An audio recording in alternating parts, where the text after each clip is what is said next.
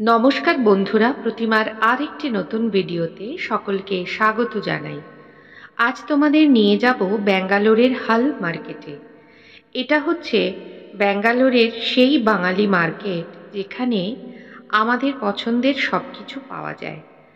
আর গণেশ চতুর্থীতে আমার মেয়ে তার পুজোর যে সমস্ত সামগ্রী সেটা কিনতেই চলে গিয়েছিল এই হাল মার্কেটে।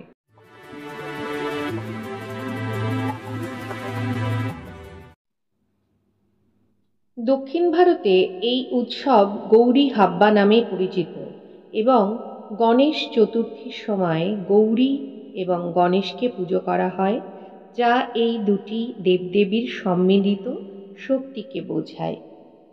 এখানে দেখো ঠাকুর পাওয়া যাচ্ছে, তারপরে ফুল ফল সব কিছুই রয়েছে।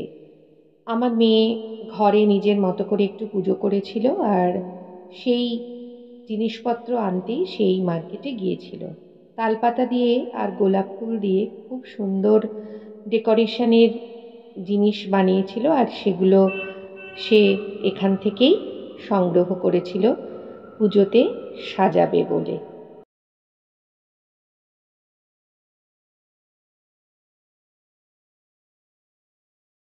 গণেশ পুজোর সময় গৌরী অর্থাৎ মাতা পার্বতীকে সঙ্গে নিয়ে পুজো করা হয়, কারণ তিনি গণেশের মা এবং এই পুজোটি একটি পারিবারিক বন্ধন এবং শক্তি ও সমৃদ্ধির প্রতীক। আমার মেয়ে যে বাড়িতে থাকে সেই বাড়িতে ভাড়া বাড়ি এবং সেখানেই সে তার নিজের মতো করে ডেকোরেশন করে একা একাই ঠাকুরের পুজো করেছে। এই গণেশ পুজো শুধুমাত্র গণেশ চতুর্থীর একটি প্রচলিত অংশ নয়, এটি গণেশের জন্ম বা আবির্ভাবের সাথেও জড়িত, যা বোঝায় যে গণেশ মাতা পার্বতীরই একটি রূপ।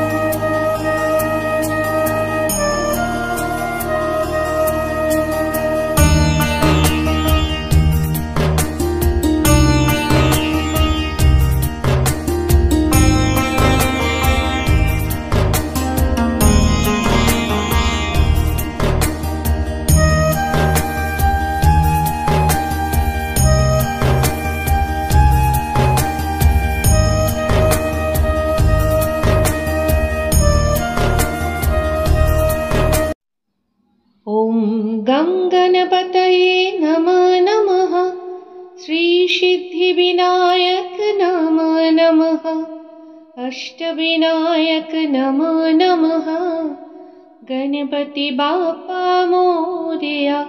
ॐ गं गणपतये नमः नमः, श्रीसिद्धिविनायक नमः नमः, अष्टविनायक नमः नमः, গণপতি বাপ্পা মোরয়া। গণেশ ঠাকুরের পাশে এটা হলো তার সিংহাসন, যেখানে সে সমস্ত ঠাকুর সাজিয়ে তাদেরকেও পুজো করে। তবে প্রতিদিন পুজো না পেলেও মাঝে মাঝে ঠাকুর পুজো পান। এটা তার রোজকার যে ঠাকুর সেই ঠাকুর মন্দির। এরপরে সে নিজের পুজোতে লাইটিং দিয়ে সাজিয়েছে, মানে যেহেতু বাইরে থাকে তাই ওখানে যে কালচার সেই কালচারটাকেই অ্যাবজর্ব করেছে। তা আমার বেশ সুন্দর লেগেছে। তোমরা অবশ্যই কমেন্ট করে জানিও যে সে কেমন করে পুজো করলো আর তোমাদের কেমন লাগলো। চ্যানেলে যদি তুমি নতুন বন্ধু হও তাহলে আমার চ্যানেলটিকে সাবস্ক্রাইব করে বেল নোটিফিকেশন অল করে দিও, যাতে আমি যখনই কোনো ভিডিও দেব তখনই তোমার কাছে নোটিফিকেশন পৌঁছে যায় আর তুমি তা দেখে নিতে পারো।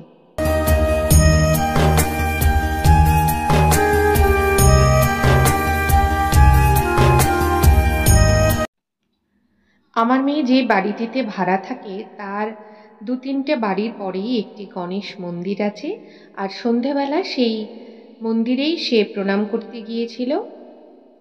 গণেশ হলেন মাতা পার্বতীর পুত্র, তাই তার পুজোর সময় মাকে সঙ্গে রাখা একটি গভীর পারিবারিক বন্ধনের প্রতীক। গৌরী বা পার্বতী হলেন শক্তির দেবী এবং তিনি আর গণেশ দুজনেই সৌভাগ্য, সমৃদ্ধি এবং বুদ্ধির প্রতীক। তাই দক্ষিণ ভারতে গণেশ পুজোর সময় মাতা পার্বতীরও পুজো হয়। দেখো কত সুন্দর করে মন্দিরটা সাজানো। এখানে অনেকেই এসছেন পুজো দিতে, আর এখানে ভোগ প্রসাদও বিতরণ করছিল মন্দিরে, সেটাও তোমাদের সঙ্গে একটু শেয়ার করে দিলাম। আমার বন্ধুদের অসংখ্য ধন্যবাদ এভাবে আমাকে সাপোর্ট করে এগিয়ে নিয়ে যাবার জন্য। আমাদের এখানে এত আড়ম্বরে গণেশ পুজো পালিত হয় না ঠিকই, তবুও আজকাল পাড়ার ক্লাবগুলোতে গণেশ পুজো হচ্ছে। এখানে ব্যাঙ্গালোরেরই একটি ক্লাব, যেখানে আর একটি গণেশ পুজো হচ্ছিল। কত সুন্দর করে পুজোর আয়োজন করেছে দেখো, আমার তো দেখতে ভীষণ ভালো লাগলো। আর আমার এগুলো দেখতে ভালো লাগে বলেই মেয়ে আমার জন্য ভিডিও করে আনে, আর যেটা আমি তোমাদের সঙ্গে শেয়ার করি।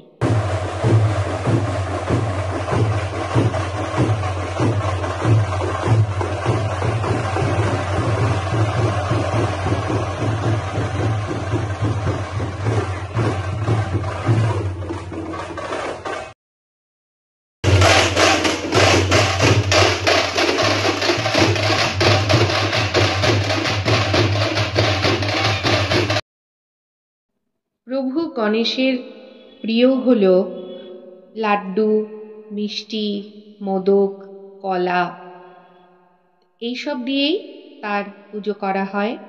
তবে আড়ম্বরের তো কোনো শেষ নেই, তাই ভক্তি ভরে ডাকলেই কিন্তু তিনি সন্তুষ্ট হন। এবারে তোমাদের ব্যাঙ্গালোরের যে গণেশ পুজো তার আড়ম্বরের কিছু ক্লিপস দেখাচ্ছি।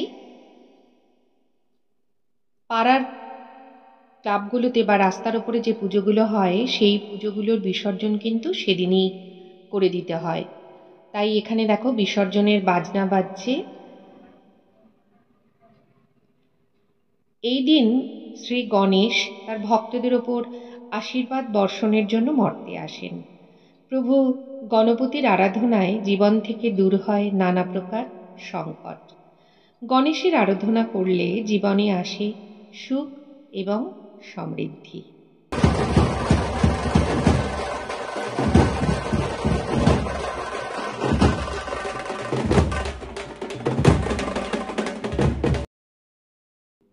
আমার সকল বন্ধুকে অসংখ্য ধন্যবাদ এতক্ষণ ভিডিওটি দেখার জন্য।